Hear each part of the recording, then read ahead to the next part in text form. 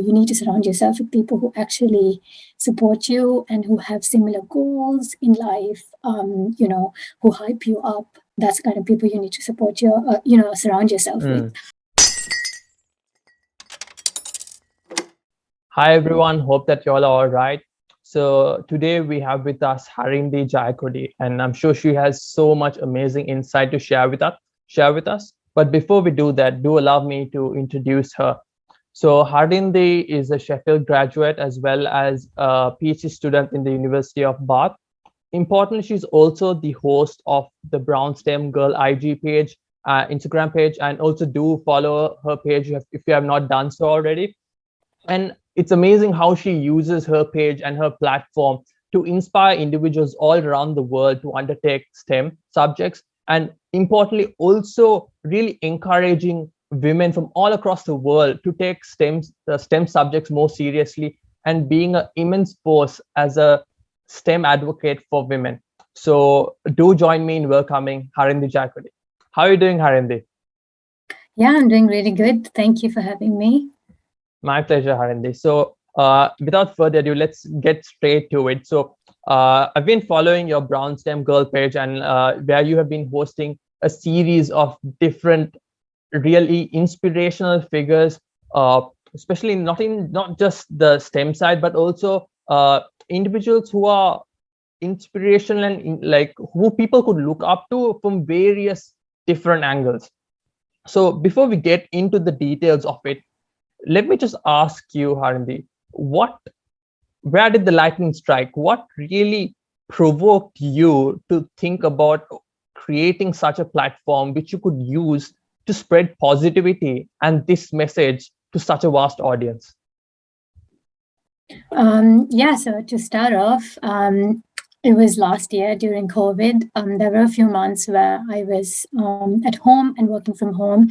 Fortunately, I didn't have to, be followed or, stay at home for the whole length of it, which is great. But yeah, so being someone who's really, active, and I would say like a workaholic, I love, engaging myself in different projects. And, I felt really empty, like sitting back at home and not really doing anything. And then I thought, I've always been wanting to do something different. And I thought, I love writing and I love like talking about my experiences. So why not create an Instagram page? But then obviously I was like, I didn't know what to create my Instagram page on, because obviously I'm a scientist, but I have so much more. I'm not just my PhD and not just a scientist. I love dancing. I love organizing events. So I was like, I had so many ideas, but I didn't know how to put it into one place. So I was like, sometimes when you think about a lot of things, you get confused and you get into this whole like point where you think about all the negatives and about how you don't know what to do really, and then that kind of stops you from doing something. So I just put my foot down and said, I'm just going to create it and let's see what happens afterwards. I just asked a friend to create a page. The name, I had a few, I was like, I made a few names for myself and thought, this is pretty cool, so let's go with it. Initially the page was just to kind of communicate my PhD journey. But my PhD is different. I'm based in industry, and of course, with all of that comes, I cannot show, what I do on a day-to-day basis. The confidentiality aspects of it as well. So I think you mentioned a really important point there, Harindi, in terms of, how you were thinking about it. And then eventually, before you really started that page. So that really, I feel that's quite important, because a lot of people really think about starting things. They think about, starting their own business. They think about writing a book. They think about, learning a new skill. But a lot of people really stop, at that zero stage and find it really hard to go from 0 to 1, taking that first step. So, what really helped you in, really taking that first step from that idea, from that inception to really getting it out there? To be honest, I think it was a friend. So, and also I had like a mentor at the time. So I Hmm. was just, she wasn't really like a career mentor, but she was just like, a personal development mentor. So both of them, like, I was telling them about how I wanted to do this thing, and they were just like, "Why aren't you doing it then?" And that kind of really hit me, and I was like, "Oh my God, someone's actually questioning me." And I was like, "Oh no, okay, I actually need to do it." So I think it was that question that really like put me out. Then I said, no excuses, just get it done. And I think that's really important. I feel like always having, surrounding yourself with people who Hmm. you are For able sure. to kind of talk about your ideas, your thoughts, and then having someone who keeps you accountable and says, why aren't you doing it then, basically? And, really questioning you really helps you get things going. Yeah, I think that. I mean, that resonates with me as well, because like sometimes when we ask ourselves why aren't we doing it, but then the moment the question is turned the other way around, then all of a sudden you're like, okay, why am I not doing it? And then Yeah. that can really, it's basically, we think about all the barriers as to why we shouldn't do it, but we don't really ask that question ourselves. But of course sometimes it's like you very rightly said as well, when sometimes when having a support system helps us helps us to help ourselves through that support system, and I think that can really really make a difference. So Yeah. another question that I really have here, Harindi, is again along these lines. So a lot of people, before we come into the platform itself and what we're going what you're achieving through it, uh, Yeah. again along themes of that 0 to 1 stage, a lot of people really think about, okay, they think about what other people would think about it before really starting, and sometimes that can be a really really big burden, and sometimes that could be the burden which in fact really prevents anyone for that matter from really starting. So again, along these same lines, what were your chain of thoughts, in terms of putting yourself out there, not only just to create really impactful content, but also to not only create impactful content and make a difference, but how did you really overcome that, that barrier, putting yourself out there and uh, thinking about what other people would think? Was that something, a factor that really played in your head, or was that something quite negligible? That is actually a factor that plays into like most of the things that I do. I always think about what other people would think, but it doesn't really matter. It doesn't really, you shouldn't really care about what other people think if they don't like, if they're not important to you. Do you know what I mean? Like, Mm, the only opinions that should matter are the people who are really close to you. And also, like I said before, you need to surround yourself with people who actually support you and who have similar goals in life, who hype you up. That's the kind of people you need to support surround yourself with. mm, And like you said, I did think about what people would think. And that's why from the time I started, I think I took a few months to actually do that first live, because I was like, what would people think? Like, how would I look on an IGTV live? I've never done it before. Who do I think I am? Do I think I can just go live and just like, talk to everyone out there? Would I be that cool? Like, there are so many people doing IGTV lives. They seem so relaxed, you know, so all of those questions basically. But one thing I did to actually ease that process was my first guest was actually someone I knew would support me in the cause. So it was mm, someone I knew who was a high school friend, and she was doing amazing things through her platform, and that actually eased me into it. So I mm, feel like, surround yourself with people who support you, but also like if it really gets to the point where you don't know if you should do it or not, try and find a way to kind of ease that pressure. mm, For me, it was, someone I knew. Um, and then in addition to that, when you just said people have like, there have been people who've declined like requests when I invite them because either they taken the platform to be something that it's not, and mm. or it's just they don't want to be on Instagram or something like that. But and then it does hit me, like it's just like, oh my god, like someone said no. But then, I just let myself kind of get into the feels of it, for a day or like however long you need to, and then just that's it. And then, move on to the Just get next on one. with it. Yeah. basically. Yeah. Yeah, I think that really resonates with me, because I feel I'm going through a similar situation as well, where like, it's really important that I feel not only surround ourselves with people that would give us the right feedback, but also the feedback sometimes that we need to hear. Yeah. Because sometimes when we look out for feedback, we look out for ways to improve, that doesn't always come by that easily. Sometimes people may just want to help us feel good, but actually having good constructive criticism can really make a big difference. Of course, like, I'm using the term constructive feedback with, consciously here, because when we find ways to improve, I think that can really make a difference. And of course, having different ways to improve will, of course, elevate the type of content as well as the quality of the content that is being produced. So I think Yeah. that, that really hits me as well, Harindi. I think thanks a lot for that as well. So along those lines, something that I would like to ask is, you've had an amazing, like a whole plethora of different amazing guests on the show. So, and through that platform, through your platform, you've been able to communicate science to the masses. So sometimes thinking about science itself can be a barrier. Thinking about STEM subjects itself could be a barrier for people, of various ages.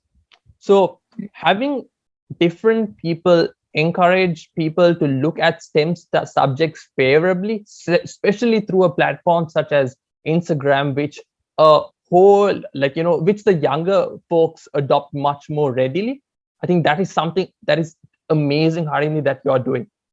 So again, I mean, like, seriously, because you Thank get you. you get like a lot of content, but sometimes, the way subjects are portrayed, be it in school textbooks or the news, having it basically having it packaged in a more welcoming and presentable manner will make it Yeah. more easily digestible. And I think that's something that you're doing through your pages. I feel this is something that people at any age could, look up to. These are people, okay, we could look up to. And I think that may not hit them immediately, but eventually, be it subconsciously or perhaps at a later time, it will make an impact to them. And I feel that is really important. So again, coming back to the themes of science communication, Harinde. Now, of course, here the guests that you have on the show are, basically more or less experts, or who have really accomplished a thing or two in the STEM field. So Yeah. how do you, like, really dissect, like, STEM, not like STEM subjects, and, sometimes areas of specialty into a more digestible manner? And what steps do you take in, really presenting it to the public through your guests, of course, basically in a more presentable and digestible manner? Yeah, so in terms of like the guests who I select, I always wanted to start off with guests who are Sri Lankan, and the reason was because I wanted to give back to people in Sri Lanka, because that's where I grew up, and that's the reason I'm here as well in the UK. I wouldn't have been able to come here if I didn't receive good education back home, which is why I stuck with up to now it's always been individuals from Sri Lanka itself. In terms of choosing my guests, I kind of want to choose individuals from different areas within STEM. So, for example, within STEM, there's science, tech, engineering, and maths. The number of individuals within biological sciences, the number of women, is actually higher compared to the other fields. So, I wanted to consciously make sure that I not only include people in science or in biological sciences that like I am, but also include individuals in AI, in tech, in maths, in physics, all of these subjects.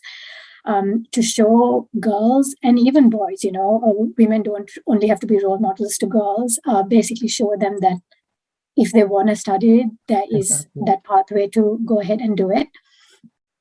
So that's basically how I, want to choose, went about choosing my speakers.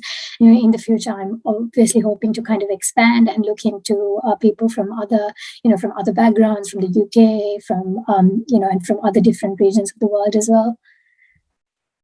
Cool. I think that's that makes a lot of sense as well. And touching on the point that when you mentioned, having people that others could look up to, and basically having role models can make a massive difference in the people of lives. And sometimes we may not even know the impact that we may have made, unless perhaps maybe 5 years down the line, 10 years down the line, someone may come and tell a person, okay, I watched this particular episode and that really made me interested in this line of thinking. So that's the type of impact, having a role model can, what it can do. So again, in terms of communicating the STEM subjects and the sciences to the masses, before we get into that, I just want to get your thoughts on the importance of science communication here, Harindi. How important is it, especially like in the age in COVID where we are living in now. Vaccines have been a topic, I mean, from every corner of the earth, where people have, of course, people have different sentiments towards vaccines in different parts of the world, but certainly that level of acceptance people have towards vaccines is much more compared to how it used to be. And for that, science communication has played a massive role in that, just making these concepts more easily understandable to the public. I think that has been a big influencing factor of the last 2 years or so. So what are your thoughts on science communication and how important you think it is? I think it's really important, and especially today, everyone's interested in actually reading what you put out, of course, if it's related to COVID. So, I think it's important, one, because, again, there's this misconception that, scientists are, nerds and, you can't... The stereotypes, right? Not. Yeah, the stereotypes. So basically, kind of like science communication helps us, make it easy to understand, right? And to be fair, I think that's one of the ways that we can also encourage people to get into science. And I think the other thing that's really important is kind of knowing, for example, like science communication is a big thing, obviously, on Instagram nowadays, but you also need to know who to follow and where misinformation kind of creeps in. And there's a lot of misinformation going around. Very important point there, so it's like really important to follow people who have kept doing it for a while and really know what they're talking about. I feel like everyone's a science communicator today. That's so true. Yeah, like so many WhatsApp geniuses out there. Exactly. So, like knowing where your information comes from and, being very mindful of what you share as well. I think that's really important because if you have a good following, etc., the people are naturally gonna like believe what you say. So I think definitely very important for today to inform the general public about whether it's COVID or whether it's anything else. But and also important to get more people into science through science communication, but keeping in mind misinformation. I think that's you touched on several important points there, Harindi. Like one in terms of how miscommunication can spread like a virus itself, and then having the right, basically following the right sources of information can really make a big difference to make sure that we consume the right information and of course translate that and share that information with the others as well. So especially in terms of communicating the science, like basically whatever STEM subjects to the younger folks are in there, who may be new, it may be new concepts altogether.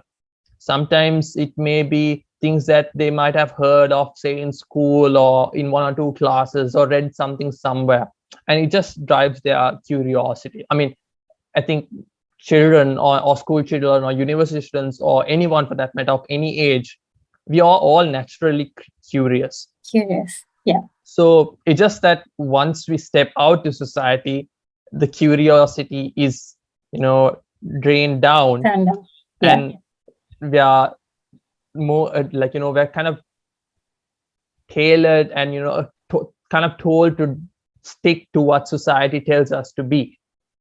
So in terms of especially in line of inspiring the next generation, say especially let's say the school children and the university students, what are your thoughts in terms of communicating STEM subject to that audience, especially now we are in an era where especially these research papers are getting more and more complex as we speak, because the more as we basically with time, the more we are learning about science, the more deeper the science is going to be.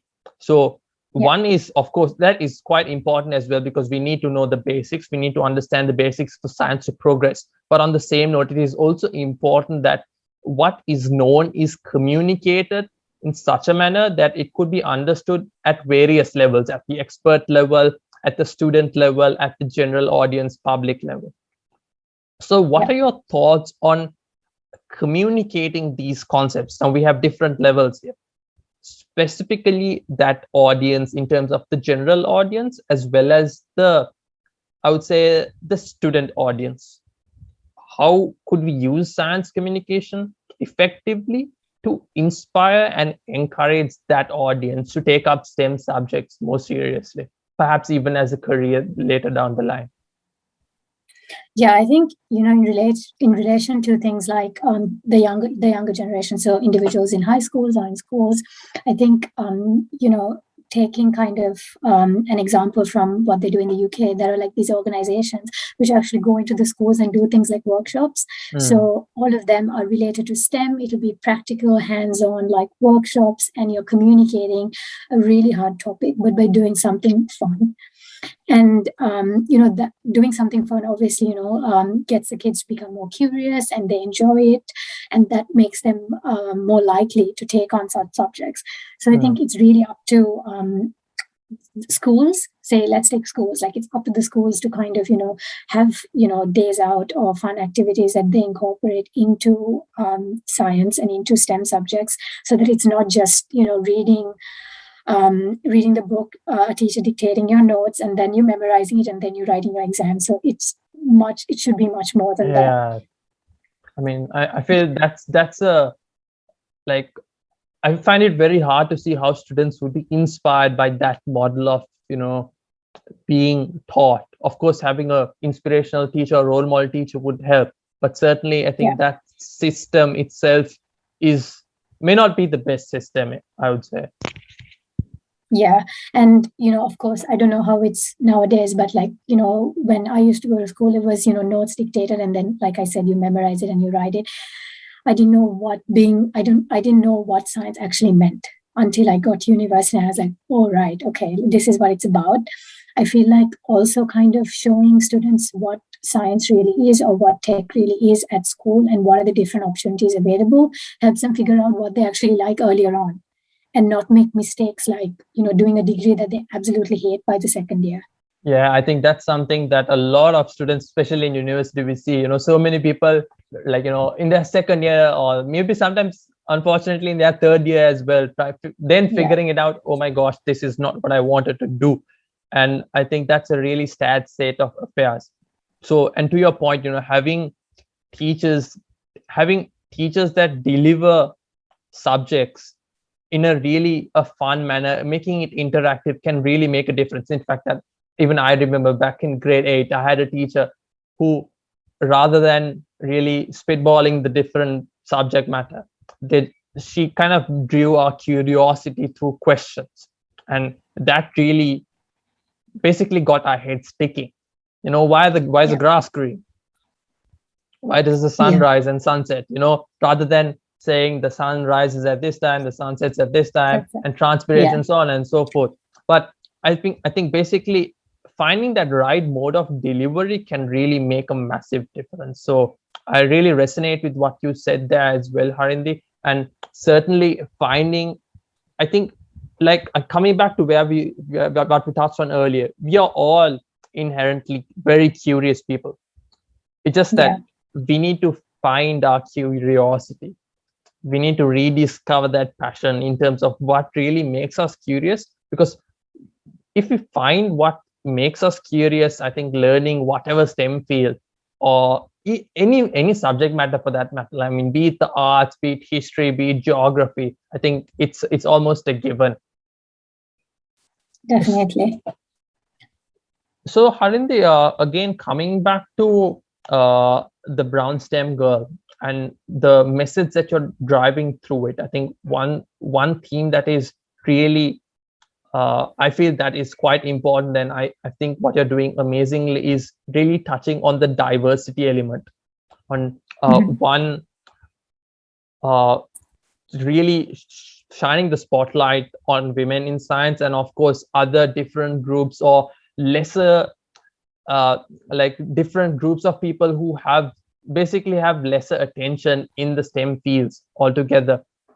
So before we jump into diversity in STEM, what are your thoughts in terms of diversity and why is it important in our society today more than ever before? Yeah, I think, diversity and inclusion is something that's thrown around a lot today. It's like a trend. And of course, like, some people actually want to create diverse teams and, want to hire diverse people, which is good. But then it's, some organizations or some people, it's just about kind of having the name and going with it.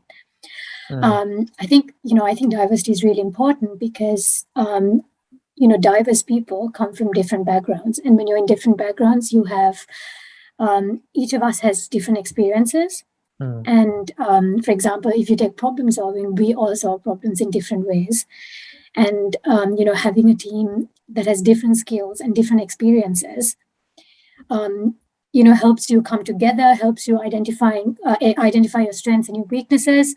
I might be strong in something that you identify as a weakness, but then because I'm strong, we can just move towards our goal together.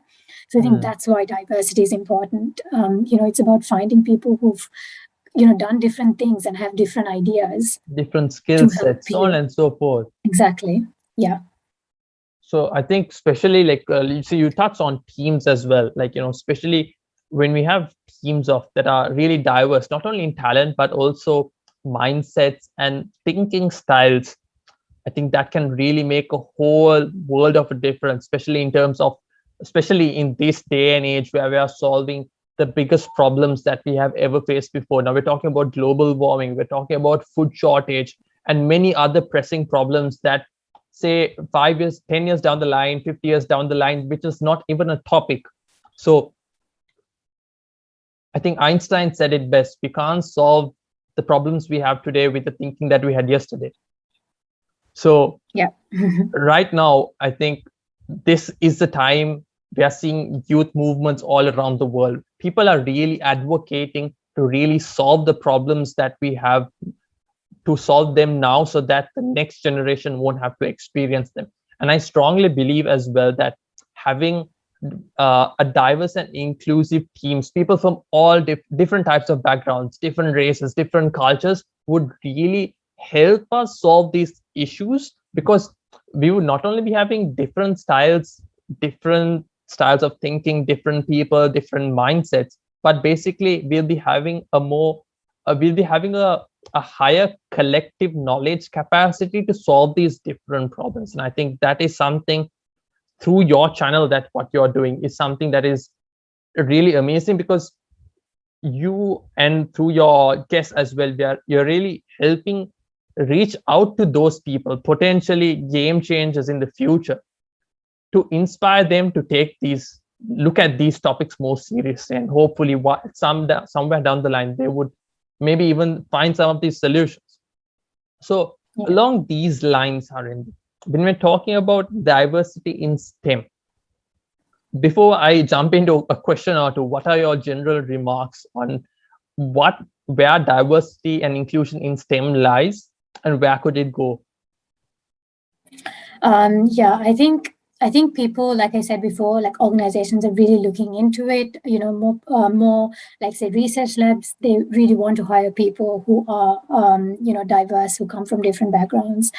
And I think what's important, while they're making an effort, I think it's also important to kind of instill a culture of acceptance within the people who are already within, like, a lab or like a team, and where all of us, like within a team, accept everyone equally. It doesn't matter where they come from or what their financial background is, or what their experiences were, how they came to where they are now. Doesn't really matter. And I think having like an environment where you're accepted, like basically makes you want to, like, do better and makes you thrive. And there's so much of research out there which shows that teams where acceptance is widespread, people are more likely to achieve things and achieve bigger goals. So I think people are definitely making an effort for this. There is definitely like a long way to go, but I think what we can do is be more accepting and, like, talk about things that need to be spoken about, inspire people.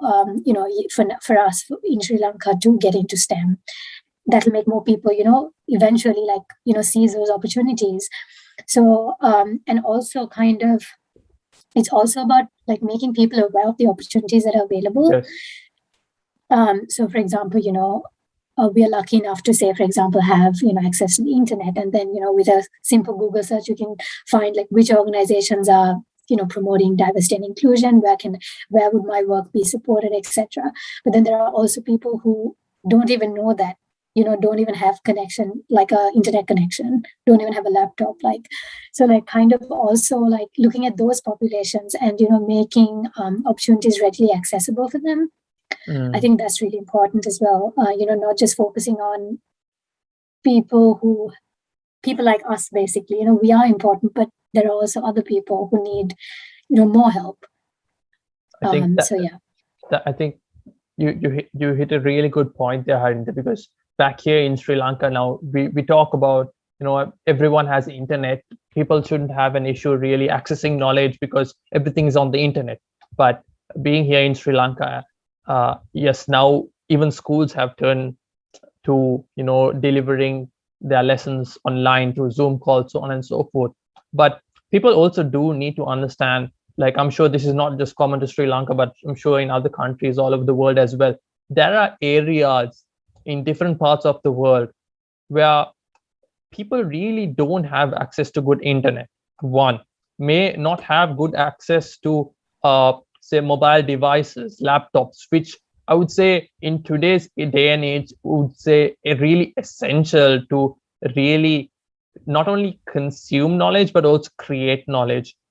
So I think, like you very rightly said as well, creating those opportunities and making these facilities available so those population as well could access the same knowledge and resources that a vast majority of the world do enjoy. And I would say it is a real privilege to have access to those facilities. But on the same note, I think it is also a responsibility for the people who have access to these facilities to use them in the right way so that they could give back to the society, such that not only will this generation benefit, but the generation afterwards as well.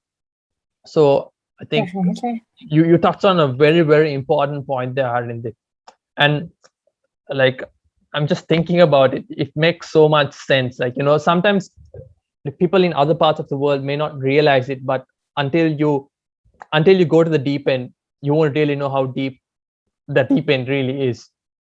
Yeah. So what are your thoughts on, in terms of once we have a platform, we make information available, and sometimes there are people who doubt themselves. Here I'm referring to people of say individuals who are coming from underrepresented groups. There may be people who doubt themselves. Yeah. In light of what you mentioned at the very beginning in terms of having a support system, so sometimes in like these people, I would say let's say highly capable individuals, but they really don't have that support system. They may be the only person or two in their entire community who may be even thinking about taking a STEM subject seriously. Maybe, let's say, taking a science for their A levels. Let's start with that for that matter, and basically going that line in their studies or in their career. What would you say to them, Harindi, in terms of making that first step? I think, in addition to obviously finding, like a support system, sometimes it just happens that even your support system doesn't know of all the opportunities, so they can't really Exactly. support you. So I think just maybe finding someone who has had similar experiences like you are, and maybe a few years ahead of you, talking to them, asking them to maybe, just have a casual chat, or maybe be a mentor. Looking around for organizations maybe that support support individuals like yourself, or by individuals like yourself I'm talking about the group that you were talking about. But yeah, organizations that actually are looking to help. There are a lot of organizations nowadays who provide like mentoring and stuff for free, so like looking for those opportunities, I think, is where it lies. But of course, again, we come back to that whole thing. What if that's not readily available? I think then it's up to also like parents and teachers. I think, being a parent is a big responsibility. Being a teacher is a big responsibility. And, with the level of responsibility, you need to kind of figure out ways to expand the opportunities available to, your kids or your students. And I think, like really inspirational teachers can be where you get all that extra information from. So I think it's a lot of things working together, you pushing yourself, but also like the resources around you, like the people around you, like leveling up to help you. I think you touched on several points there, Harindi, for having parents, to all the parents out there, make sure that you're looking out and making sure you're helping the people around you as well, be it your neighbor, and do provide that supporting hand, because sometimes you may not know that hand that you give today may be the hand that will help you up tomorrow. So I think that makes so much sense, Harindi. And in terms of, especially in terms of having that support system, and I think to all the audience who's listening or watching this, there is a, like, especially in this age where we have the internet. Yes, I mentioned a while ago that sometimes we may not have internet, but once we do have access to the internet, there is an entire world of support out there. So I think, like you very rightly said as well, Harindi, it's up to the person to put his or her hand up in order to pick up someone else's hand to get to the next level, because that support is there, be it mentors, be it teachers, be it organizations, like you said as well, that support is there. But sometimes we need to take that first step. So be it a grade 8 student, or O-level student, or A-level student, or someone in university, sometimes we need to help ourselves before we can help others. And I really do encourage everyone else out there to really help themselves as well, because once you're able to help yourself, of course, with the help of others, you will be able to impact an amazing group of individuals who may change the world and impact the world in various ways. So thanks a lot for sharing that, Harini. I think it really opened my eyes as well in that light. So have you heard about Katherine Johnson or watched the movie Hidden Figures? Yeah. That hit me so much, like, because maybe for the people who don't know, so it's basically Katherine Johnson was the only woman, if I'm not mistaken, right, in the NASA's initial Apollo team and the teams before that. And the impact she made really helped, man put a Mars I mixed it up. Basically put humans on the moon. And I think, just think about it, thinking about it now in hindsight, having that diversity in that team back then really helped those teams solve that riddle at that time. So in terms of the message, Harindi, you would give to the future Katherine Johnsons out there, the future Alan Turings out there? No, I'm not joking. I'm pretty serious here in terms of what would you tell them now, be it wherever they are in the world. What would you tell them? Because certainly they're going to face so many different obstacles before they're able to reach that stage. What would you tell them? Yeah, I think, something that you drew on before as well that I wanted to kind of talk about was, I think the first thing is asking for help.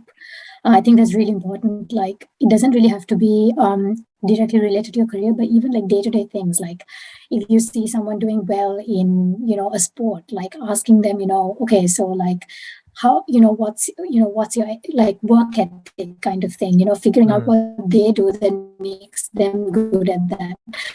Or even like personal development things. If you see someone having a really good routine, asking them, what made you get to this? Like, what do you do day to day? If you want to get a car, asking someone, what do you need to think about before getting a car? So I feel like if you need help in all sorts of things, it doesn't really have to be related to your career. And I think the first thing is you need to be okay to reach out to people and ask for help, but also knowing that sometimes they might say no, and then it's fine, just move on to the next person. I think that's one of the most important thing. And the second thing is like being accountable for yourself. Like, you can't always rely on people to, move you forward. Knowing that at one point in time, you'll be your own cheerleader and you still need to get things done.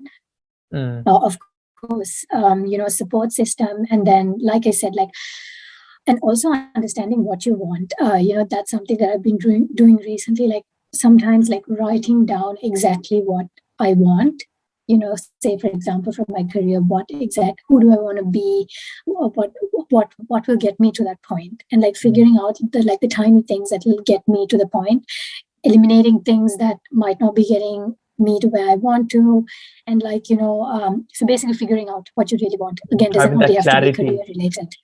Exactly. So I think all of these things really help, and also use, once you figure out what you exactly want, use the resources that you have in front of you. Like, again, comes back to the laptop and the internet. Type the keywords you need and it'll come up. Or reach out to someone on LinkedIn who has the same like title of the job you want to do. Ask them what it's about. Figure out if you actually want to be that person. Like, do you like their day to day?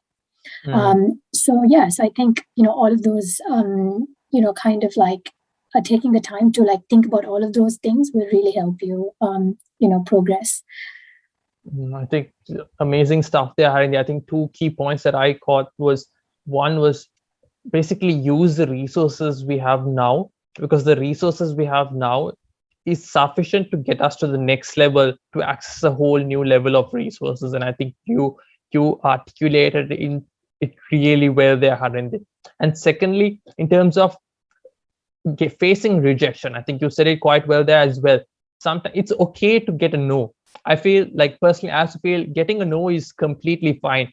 It's just that we need to understand that getting a no is not a door closed, but rather redirection to another door. And I think once we understand that, that would help us really realize that there's so many other doors waiting. But if we decide to sit down near the closed door and cry about it or weep about it, we're not going to the other doors out there. So well said there. I think it's really about. Go ahead. Yeah, sorry. I think it's really about like understanding like when to say, okay, enough of like worrying about it. Now just move on. Like some people kind of need to deal with it as soon as it happens, and that's okay as well.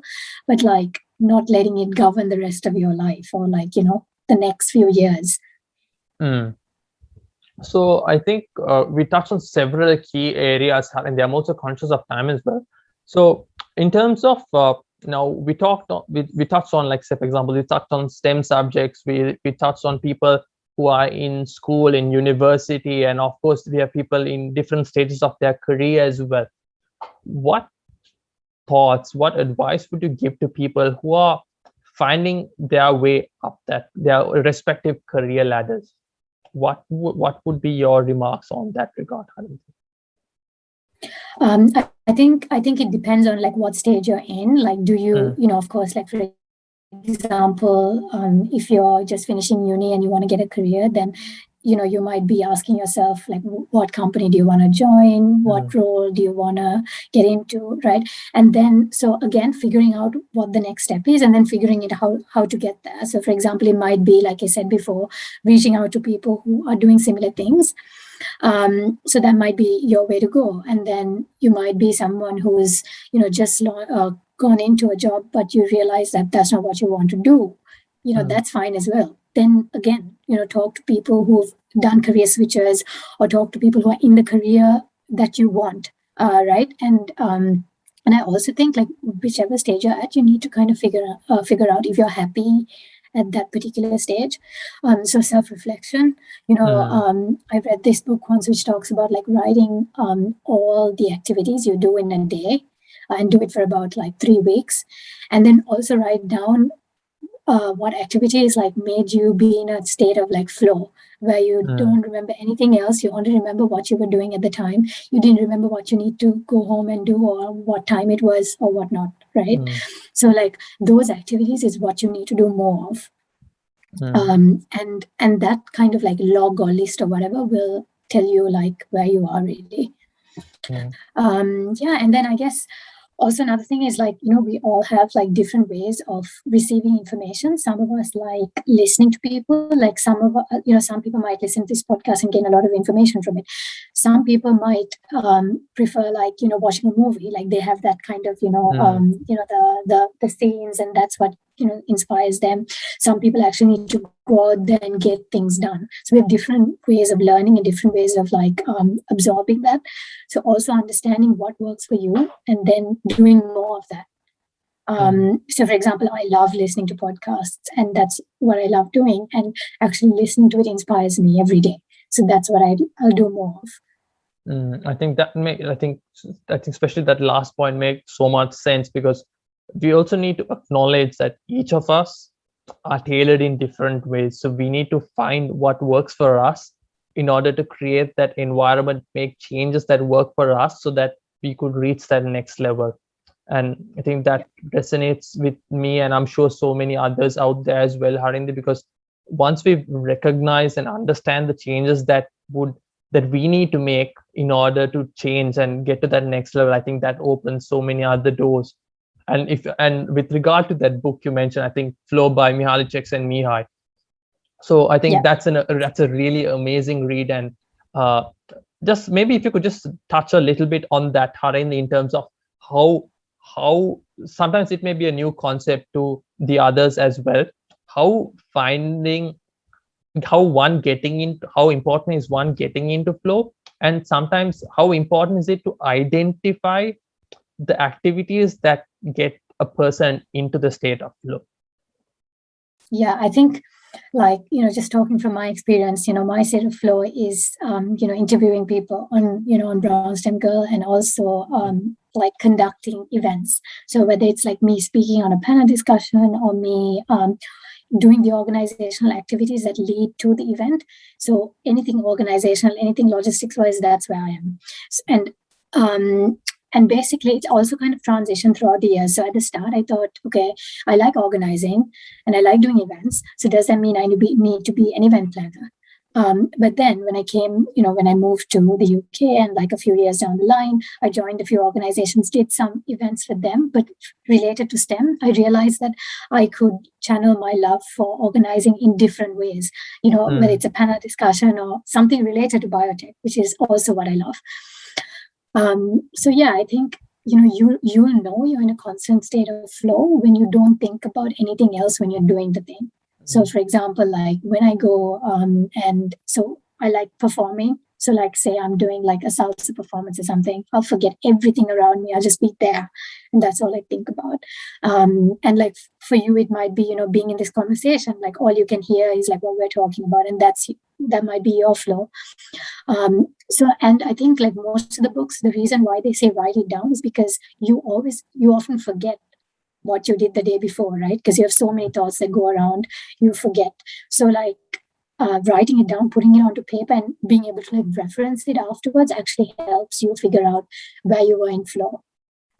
So basically, flow is, not knowing you're in flow, you don't know what else is happening around you. You're only concentrating on what's in front of you. So yeah, I think it's really important that everyone kind of takes the time to figure that out. There you go. I think well said. They're just creating and having that self-awareness to know that this is what I do to reach a state where I don't know what's happening around me. Like, I think that having that self-awareness can really make a big difference. So thanks a lot, Harindi. I think we touched on several key areas, from the brown stem girl itself to the platform and using it as a platform to reach the world and really encourage and inspire the next generation as well as this generation to take up STEM subjects more seriously, as well as yourself being a really, really amazing advocate in terms of creating and having that diversity of inclusion right across the board. I think that has been amazing there, Harindi. So, to all our listeners and viewers, what are your final remarks, Harindi? I'm curious as well. I just think like you need to do what makes you happy, and that's what I want to do every day. Like I always think about what are the things that are serving me and what's not, and I feel like constantly like asking yourself where you are right now. Are you happy with where you are now? If not, what can I do to change? Obviously, not thinking about, oh no, I'm not happy, and therefore like go into this whole spiral of like why you're not happy and all of that.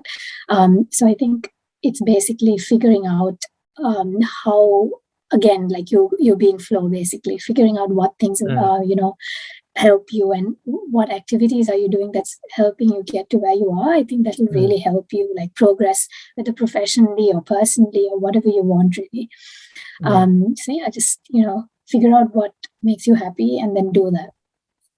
I think well said there. Really, like I think that echoes with me, and I'm sure it echoes with so many others as well. So if you all have not done so already, do check out Harindi's page, Brown Stem Girl, on Instagram, and she hosts a really amazing guests quite regularly, and do check out her amazing conversations that she has had with her guests as well. So thanks a lot, Harindi, for creating the time to have this conversation, and I wish you the very best. Thank you for having me. I really enjoyed, speaking to you, and thank you so much. My pleasure. Thanks, Harindi. Thanks a lot for watching, everyone. I hope you enjoyed and learned from this discussion just as much as I did. If you have not done so already, I really appreciate if you'd subscribe to the channel below, and do like the video if you feel that you found it quite useful. Also, do let me know in the comments which part of it that you found the most useful, as well as what are the other areas that we could perhaps discuss, and other areas that we could explore. Also, let me know in the comments below other areas that I could improve as well. So until next time,